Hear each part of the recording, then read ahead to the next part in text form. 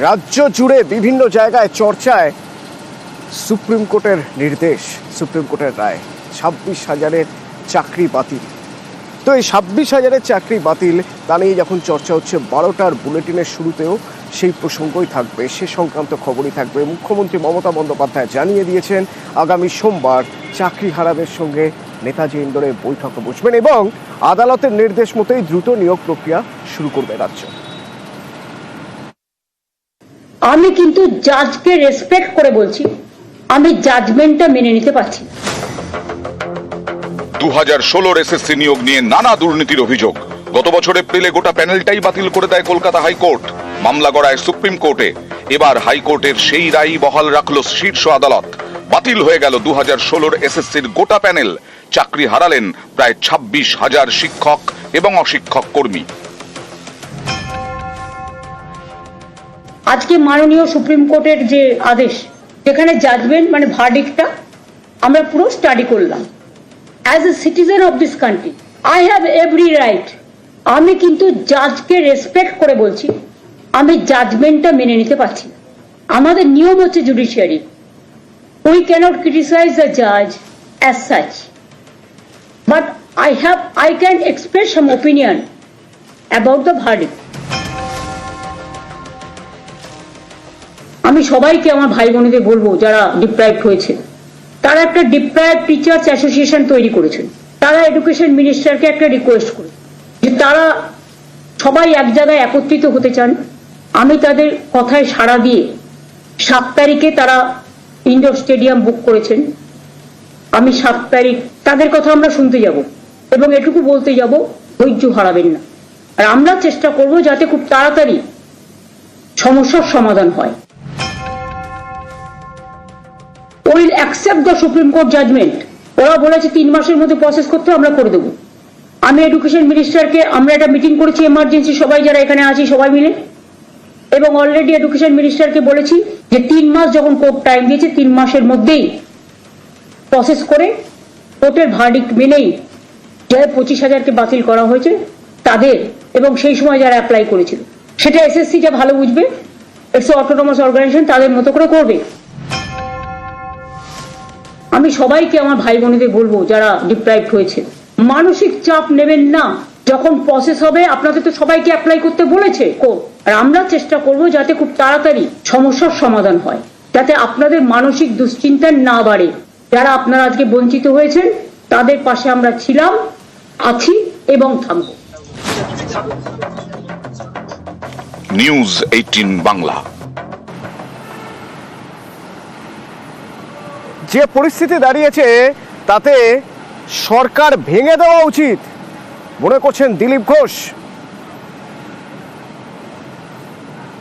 মানুষ বাধ্য হয়ে কোর্টে গেছে কেন? এখানে সরকারের প্রত্যেকটি ফয়সালার বিরুদ্ধে মানুষকে কোর্টে যেতে হয়, কারণ হয় আপনি সিদ্ধান্ত নেন না, নাহলে সত্যকে চাপা দিয়ে সবসময় মিথ্যাকে সামনে নিয়ে আসেন, দোষীদের বাঁচাবার চেষ্টা করেন। তাই কোথায় কোথায় লোককে আদালতে যেতে হয়। এই সরকারটা বাদ দিয়ে, ভেঙে দিয়ে এখানে আদালতকে সরকার চালানোর দরকার আছে। আরো এক কদম এগিয়ে সুকান্ত মজুমদারের দাবি, গোটা ক্যাবিনেটেরই জেলে থাকা উচিত। जो लोगों को, टेंटेड लोगों को लिया गया, उनको बचाने के लिए 1000 से ऊपर 1500 पोस्ट क्रिएट किए गए। कैबिनेट बैठी थी, तो हमारी मांग ये है कि अगर कैबिनेट बैठ के अगर ये डिसीजन लेता है कि चोरों को बचाना है, जिन्होंने पैसा लेकर नौकरी खरीदा उनको बचाना है, पूरी कैबिनेट जेल के अंदर होनी चाहिए, जेल के बाहर नहीं रहनी चाहिए, क्योंकि पूरी तरीके से दर्शाता है कि इस कैबिनेट ने चोरों को बचाने के लिए काम किया। দিলীপ সুকান্তের বক্তব্যে এখনই কোনো মন্তব্য করতে চাইছে না তৃণমূল। তবে শিক্ষা ব্যবস্থা বা এই সিস্টেমে একটা বড় ফাটল ধরে গেছে। 26,000 জনকে সিস্টেম থেকে যদি সরিয়ে নিয়ে যাওয়া হয়, নানাবিধ সমস্যা হচ্ছে শিক্ষা ব্যবস্থা চালাতে গিয়ে। সেই সব সমস্যা বিভিন্ন স্কুল থেকে আমাদের সহকর্মীরা তুলে আনছে। দেখাবো আপনাদের বিরতির পর, সঙ্গে থাকুন।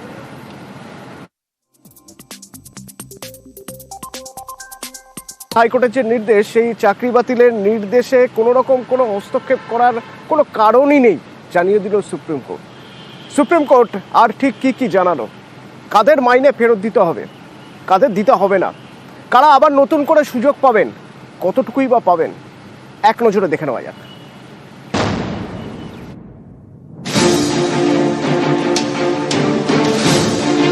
চাল এবং কাঁকড় আলাদা করা গেল না, কারা যোগ্য আর কারা অযোগ্য তার তালিকা দিতে পারল না সিবিআই, তাই সকলেরই চাকরি বাতিল।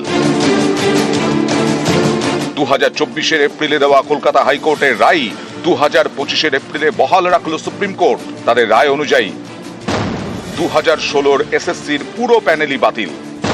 চাকরি গেল নবম দশমের 13,056 শিক্ষকের, একাদশ দ্বাদশের 5,757 শিক্ষকের, 2,484 জন গ্রুপ সি কর্মীর এবং 4,547 গ্রুপ ডি কর্মীর।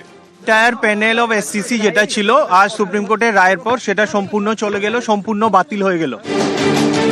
বৃহস্পতিবার রায় ঘোষণা করে সুপ্রিম কোর্টের প্রধান বিচারপতি সঞ্জীব খান্না এবং বিচারপতি সঞ্জয় কুমারের বেঞ্চ। রায়ে সুপ্রিম কোর্ট বলেছে, গোটা বাছাই প্রক্রিয়াটাই দুর্নীতিতে ভরা, জালিয়াতিকে ধামাচাপা দেওয়ারও চেষ্টা হয়েছে।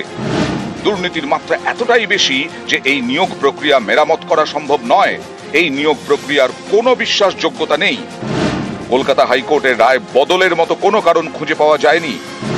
চাকরি বাতিলের যে রায় কলকাতা হাইকোর্ট দিয়েছিল সেটাই বহাল থাকছে। বেআইনিভাবে যারা চাকরি পেয়েছেন তাদের বেতনও ফেরত দিতে হবে।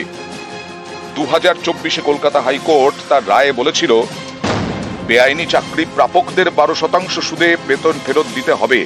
সকলের একটা ধারণা ছিল যে হয়তো সুপ্রিম কোর্ট একটা মানবিকতার কারণে বা একটু মার্সিফুল হয়ে বেতন ফেরতের অর্ডারটা হয়তো রিকনসিডার করতে পারেন, কিন্তু সেই অর্ডারটাও সুপ্রিম কোর্ট আজ আফেল করেছেন। ওদেরকে বেতনের টাকাও ফেরত দিতে হবে। এদিন সুপ্রিম কোর্টের রায়ে বলা হয়েছে, জালিয়াতি করে চাকরি হয়েছে। চাকরি বাতিলের যে রায় কলকাতা হাইকোর্ট দিয়েছিল সেটা বদলানোর কোনো যৌক্তিকতা খুঁজে পাওয়া যায়নি। কারা যোগ্য অযোগ্য সুপ্রিম কোর্ট বলেছে এত বড় প্যারামিটারের যেটা ডিসরাপশন বা ইলিগালিটিস হয়েছে, এটা দিস ইজ বিয়ন্ড রিপেয়ার। এটা কোনোভাবে রিপেয়ার করা সম্ভব নয়, কোনোভাবেই বাছাই সম্ভব নয়। তাই এন্টায়ার প্যানেলটাকে সুপ্রিম কোর্ট স্ট্রাক ডাউন করতে বাধ্য হলো। সুপ্রিম কোর্টের রায়ে বলা হয়েছে, যারা আগের সরকারি চাকরি ছেড়ে শিক্ষকের চাকরিতে যোগ দিয়েছিলেন তারা পুরনো কর্মস্থলে ফিরতে পারবেন। আগামী 3 মাসের মধ্যেই প্রক্রিয়া শেষ করতে হবে। এদিন সুপ্রিম কোর্ট নির্দেশ দিয়েছে, নতুন করে নিয়োগ প্রক্রিয়া শুরু করতে হবে। 2016 যোগ্যরা আবেদন করতে পারবেন, তারা বয়সে ছাড় পাবেন। যারা জালিয়াতি করে চাকরি পেয়েছেন তারা আবেদন করতে পারবেন না। রাজ্য সরকার চাইলে যে কোনো মুহূর্তে যে কোনো অ্যাপয়েন্টমেন্টের জন্য নোটিফিকেশন বের করতে পারে, তাতে সুপ্রিম কোর্টের কোনো অবজারভেশনেরও দরকার নেই। যারা টাকা দিয়ে চাকরি কেনেননি তাদেরও চাকরি গেল।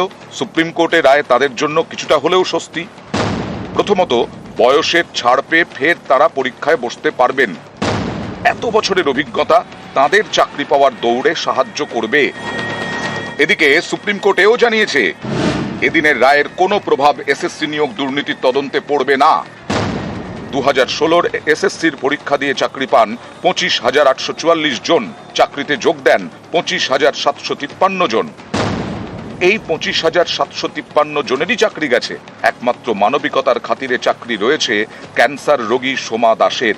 এছাড়া আগের সরকারি চাকরিতে ফিরবেন 425 জন, অর্থাৎ চাকরি বাতিল হল 25,327 জনের। নিউজ 18 বাংলা। 26,000, এই 26,000-এর মধ্যে শিক্ষক রয়েছেন, শিক্ষাকর্মী রয়েছেন। সিস্টেম, সেই সিস্টেমের থেকে 26,000 যদি বাদ চলে যায় কীরকম সমস্যা হতে পারে, কোথায় কোথায় সমস্যা হতে পারে। আমরাই আপনাদের আগে গতকাল জানিয়েছিলাম যে উচ্চ মাধ্যমিকের খাতা দেখার ক্ষেত্রে সমস্যা হতে পারে। সেক্ষেত্রে সংসদ এখন থেকেই পুরো হিসেব নিয়ে রাখছে কি অবস্থায় রয়েছে খাতাগুলো। যোধপুর পার্ক বয়েজ স্কুল, এই স্কুলে 4 জন গ্রুপ ডি কর্মী ছিলেন, শিক্ষাকর্মী 4 জন ছিলেন। একজন রিটায়ার করেছেন, 2 জন চলে গেছেন অন্য কাজে। এবার একজনই ছিলেন, মাত্র একজন, সব কাজ তিনি করতেন।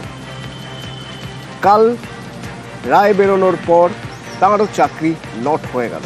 অত বড় স্কুল, অত স্টুডেন্ট, অত টিচার, কিন্তু গ্রুপ ডির কাজ সামলাবেন কে? কি হবে স্কুলের? স্কুল কর্তৃপক্ষ কি বলছে? কোনোভাবে কন্ট্রাক্টে কাউকে রিক্রুট করতে হবে? কি করবেন তারা? আমার সঙ্গে সরাসরি সুস্মিতা রয়েছেন, সুস্মিতা বলতে পারবে। সুস্মিতা, দেখো, স্কুল কর্তৃপক্ষ একেবারে স্পষ্ট বলছেন তারা অথই জলে পড়েছেন। তার কারণ চারজন গ্রুপ ডি কর্মী 2016 সালে নিয়োগ হয়েছিলেন 2016 প্যানেলে, কিন্তু তাদের মধ্যে একজন মারা গিয়েছেন এবং দুজন অন্য চাকরি পেয়ে তারা চলে গিয়েছেন। পড়েছিল সবেধন নীলমণি এই একজনই, যার গতকাল চাকরি চলে গিয়েছে সুপ্রিম নির্দেশে। কিন্তু এবার সেই গ্রুপ ডি কর্মীর যে দায় দায়িত্ব ছিল সেগুলোকে পালন করবে সেই প্রশ্ন, সেই কথা ভেবেই কার্যত চিন্তার ভাঁজ পড়েছে এই শিক্ষক যারা রয়েছেন এই স্কুলের তাদের কপাল। এবং তারা যেমনটা বলছেন, এই স্কুলে 1400 ছাত্রছাত্রী রয়েছে যাদের মিড ডে মিল থেকে আরম্ভ করে পরীক্ষার যাবতীয় পরিচালনার দায়িত্ব পালন করতে এই গ্রুপ ডি কর্মী। শুধু তাই নয়, একাদশ দ্বাদশ শ্রেণীর যে সমস্ত ল্যাব রয়েছে, ফিজিক্স, কেমিস্ট্রি, বায়োলজি ল্যাব, সেই তিনটি যে সায়েন্স বিভাগের ল্যাব, সেই ল্যাবের যাবতীয় দায়িত্ব পালন করতেন ওই গ্রুপ ডি কর্মী। কিন্তু বর্তমানে তিনি চলে যাওয়ায় কার্যত অথই জলে তারা যেমন পড়েছেন, কি করবেন দিশাহীন অবস্থায় রয়েছেন তারা।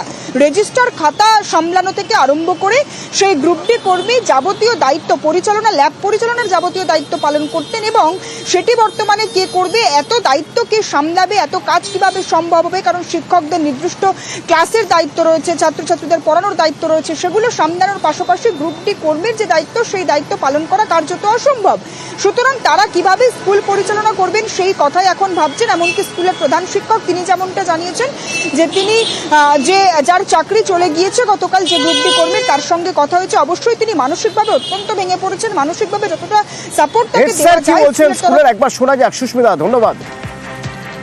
আমরা মথই জলে পড়েছি যাকে বলে, কারণ এই যে গ্রুপ ডি উনি স্কুলের সমস্ত কাজই উনি করতেন। সবচেয়ে ইম্পর্টেন্ট হচ্ছে আমাদের ফিজিক্স, কেমিস্ট্রি, বায়োলজি তিনটে ল্যাব ওই অশিক্ষক কর্মী একাই সামলাতেন। প্রশ্নপত্র সময়ে পৌঁছে দেওয়া, ঘন্টা বাজানো, বিভিন্ন আপনার তো ডে টু ডে কাজ রয়েছে, তো সবগুলোই একদম ব্যাহত হয়ে গেছে একদম হঠাৎ করে। ধূপগুড়ির ঘোষপাড়া জুনিয়র হাই স্কুল, একজনই শিক্ষাকর্মী, স্কুল খোলার লোক নেই। কি অবস্থা? রকি রয়েছে আমার সঙ্গে, বলতে পারবে রকি?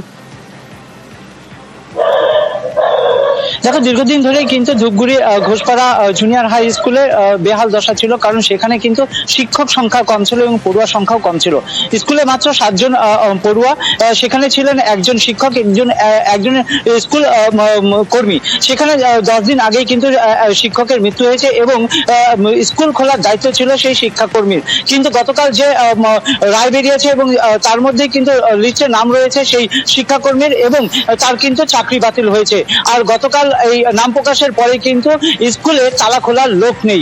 সকাল 11টা বেজে গেলেও সেখানে কিন্তু স্কুলে তালা ঝুলছে এবং সেখানে দেখা যাচ্ছে যে একজন মাত্র ছাত্র এসে দাঁড়িয়ে রয়েছে। কারণ ইতিমধ্যে কিন্তু ছড়িয়ে পড়েছে যে সেখানে স্কুলের শিক্ষক নেই এবং যে শিক্ষাকর্মী ছিলেন তারও নাম বাতিল হয়েছে চাকরির খাতায় এবং এর ফলে কিন্তু রীতিমতো শোরগোল পড়ে গিয়েছে গোটা এলাকায়। এবং ইতিমধ্যেই স্কুল পরিদর্শক যে রয়েছেন অলিখিতভাবে একজন অন্য স্কুলের শিক্ষিকাকে পাঠিয়েছেন 11টার পরে সেই স্কুলে তালা খোলার জন্য।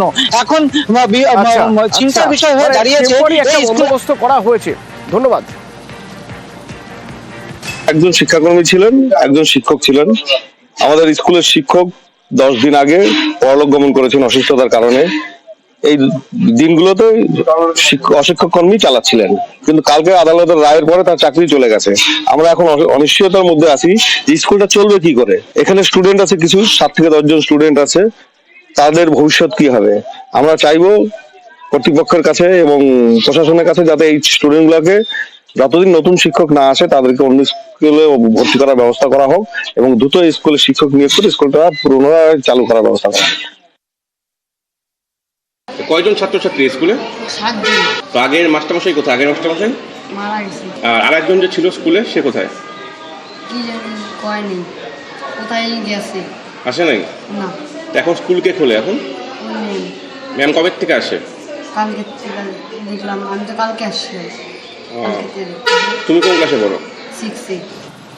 ক্যান্সার আক্রান্ত, তাই মানবিক কারণে সুপ্রিম কোর্টের নির্দেশে সোমা দাসের চাকরি যায়নি। কিন্তু ক্যান্সার আক্রান্ত তবু চাকরি গিয়েছে, এমন ঘটনাও রয়েছে। নদিয়ার বীরনগর হাই স্কুলের সোমনাথ মালো, বীরনগর হাই স্কুলের শিক্ষাকর্মী, ক্যান্সার আক্রান্ত। কি করবেন তিনি জানেন না। রঞ্জিত আছেন আমার সঙ্গে ফোনে। রঞ্জিত,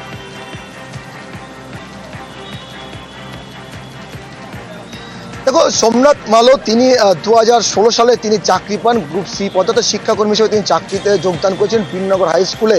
এবং জানি না কি এই সোমনাথ মালো তিনি প্যারা অলিম্পিকে 2002 সালে ভারতের হয়ে মুখোজ্জ্বল করেছিলেন এবং সেখানে গোল্ড মেডেল জিতেছিলেন। তারপর থেকে তার জীবন সংগ্রাম আরও বেড়ে যায় এবং 2016 সালে তিনি পরীক্ষায় বসতে সেখানে নিয়ম মেনে তার চাকরি তার দাবি করছেন এবং তারপর থেকে তার ঠিকঠাকই তার পরিবার চলছিল এবং জীবন জীবিকা ঠিকঠাক চলছিল।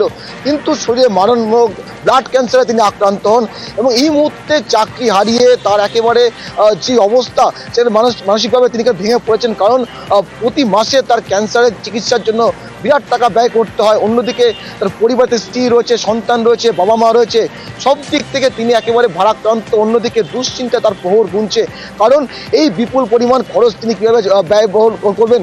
অন্যদিকে তার লোন পর্যন্ত যে ব্যাংক লোন রয়েছে, সব মিলিয়ে সোমনাথ মালো যে দাবি করছেন যে তার যে চাকরি চলে গেছে। ধন্যবাদ রঞ্জিত। পরীক্ষায় বসি, পাস করার পর জয়েন করার পর এখন ওই চাকরিতে কেস হয়ে যায় এবং এই নিয়ম অনুযায়ী আমি চাকরি পেয়েছি। আমি একজন ব্লাড ক্যান্সার পেশেন্ট, আমার মতো সোমা দাস বলে একজন আছেন, ওনারও ব্লাড ক্যান্সার, ওনারটা বহাল হলো অথচ আমারটা বহাল রাখলেন না। তাই মুখ্যমন্ত্রীর কাছে আমার রিকোয়েস্ট, অনুরোধ, উনি যদি বিচারপতিদের সাথে একটু কথা বলে যদি আমার চাকরিটা বহাল রাখেন, তাহলে আমি আমার পরিবার নিয়ে, আমার মেয়েকে নিয়ে আমি বেঁচে থাকতে পারবো। 2016 সালে চাকরি পাওয়ার আগে আমার শালি এলএমটিতে চাকরি করতো। তারপর যেইভাবে পরীক্ষা হয়, যেভাবে ধাপে ধাপে ধাপে ধাপে আমার স্বামী সেইভাবে পরীক্ষা দিয়েই চাকরি পায়। এখন আমার স্বামী শারীরিক প্রতিবন্ধী, তার উপরে আবার cancer patient, blood cancer patient. এবার আমার স্বামীকে প্রতি মাসে 9,000 টাকার উপরে ওষুধ কিনে খেতে হয়। এখন আমরা চাইছি যে সুপ্রিম কোর্ট যে আমাদের সোমা দাসের চাকরিটা রেখে দিয়েছেন, সেইভাবে যাতে আমার স্বামীর চাকরিটা যদি বহাল রাখেন, তাহলে আমাদের সংসারটা বেঁচে যাওয়ার হাত থেকে বেঁচে যায়। বেলেঘাটা সুরকন্যা গার্লস হাই স্কুল, এমন পরিস্থিতি, ক্লাস 11-12 ক্লাসকে নেবেন এবার খুঁজে পাওয়া যাচ্ছে না। তিনজন টিচার এই 2016 সালে তাদের নিয়োগ হয়েছিল এবং তাদের চাকরি নট হয়ে গিয়েছে, তারাই তো ক্লাস 11-12 ক্লাস নিতেন। এবার কি হবে? বিশ্বজিৎ রয়েছেন আমার সঙ্গে। বিশ্বজিৎ, স্কুল কর্তৃপক্ষ বিকল্প কোনো ভাবনা চিন্তা ভাবছে?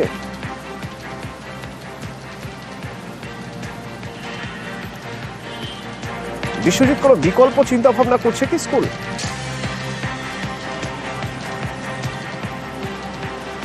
দেখো, এখনো পর্যন্ত স্কুলের কাছে শিক্ষা দপ্তর থেকে বা কোনো জায়গা থেকে যে ইনফরমেশন, সেটা তারা আদালতে খবর তারা পেয়েছেন, কিন্তু এখনো পর্যন্ত অফিসিয়াল যে ইনফরমেশন, সেই ইনফরমেশন কিছু আসেনি। তাই স্কুল কর্তৃপক্ষ এখনই ভাবনা চিন্তার জায়গা নেই। কিন্তু যে পরিস্থিতিটা আসতে চলেছে সেটা অনুধাবন করেই স্কুল কর্তৃপক্ষের কার্যত বিনা মেঘে বজ্রপাত হওয়ার আশঙ্কা। একদিকে যেমন স্কুল কর্তৃপক্ষের বিনা মেঘে বজ্রপাত হয়েছে, কারণ একাদশ ও দ্বাদশ শ্রেণীর যে পড়ুয়ারা, তারা সব থেকে বেশি ক্ষতিগ্রস্ত হবে। প্রায় 1500 ছাত্রী রয়েছে এই স্কুলে। বেলেঘাটা স্কুল একটা শতবর্ষ প্রাচীন স্কুল, বিখ্যাত স্কুল। সেখানে 39 জন স্থায়ী, 3 জন শিক্ষিকা, যারা খুবই প্রয়োজনীয়, কারণ একাদশ ও দ্বাদশ শ্রেণীর বিজ্ঞান বিভাগ যেমন ক্ষতিগ্রস্ত হবে, তেমনি কম্পিউটার সায়েন্সের জন্যও যে টিচার, সেই টিচারও কেউ চলে যেতে হবে। আর এখানেই সব থেকে বেশি বিপাকে পড়বে স্কুল কর্তৃপক্ষ, কারণ ইতিমধ্যেই স্কুল কর্তৃপক্ষকে এই স্কুল চালাতে গিয়ে 10 জনকে চুক্তিভিত্তিক টিচার নিয়োগ করতে হয়েছে। তারপরেও আবার এই 3 জন চলে গেলে যে কি হবে, সেই ভাবনাই এখন ভাবছেন স্কুলের প্রধান শিক্ষিকা সহ স্কুল কর্তৃপক্ষ। আরও একটা দিক রয়েছে, 1400-র বেশি স্টুডেন্ট, 4টে করে সেকশন প্রত্যেকটা ক্লাসে। টিচাররা রিটায়ার করছেন, কিন্তু নতুন রিক্রুটমেন্ট নেই। এখন আবার 2016 রিক্রুটমেন্টে 3 জন চলে যাবে। আমি সত্যি খুব দিশেহারা মনে হচ্ছে, কি করব, কিভাবে চালাবো। এবং একজন তো কম্পিউটার অ্যাপ্লিকেশনের টিচার এবং সিঙ্গেল পোস্ট টিচার, ও চলে গেলে আমার হয় সাবজেক্টটা তুলে দিতে হবে, নইলে আর একজন কন্ট্রাকচুয়াল যদি কাউকে নিয়োগ করা যায়। সেজন্য খুব দিশেহারা এখন, এবং মেয়েরা কিছুটা হলেও সাফার করবে।